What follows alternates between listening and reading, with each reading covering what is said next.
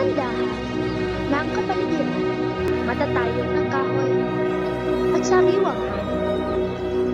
Subalit dumating ang urbanisasyon.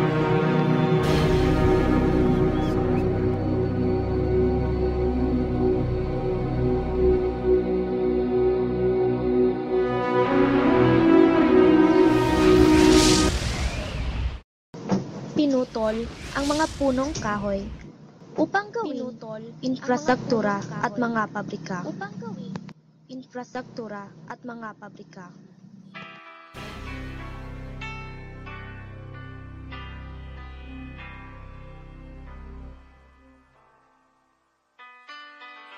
Right from the start, you were a thief, you stole my heart, and I, your willing victim.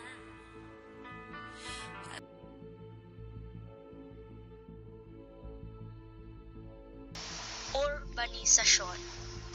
Ito ay patuloy na pagtaas ng populasyon sa urbang lugar gaya ng mga lungsod at syudad. Nagsisimula ang urbanisasyon sa pagbabago at pag-unlad ng isang lugar. Lumilipat ang mga tao sa lungsod upang makahanap ng hanap buhay. Subalit, sa patuloy na pagdami ng tao sa lugar, nakadudulot ito ng masamang epekto dahil sa mga tambak na basura. Kaya't nagbubunga ito ng baha sa mga maralita na nakatira sa mga squatters, sa kadahilanang wala ng lugar pa sa kanila.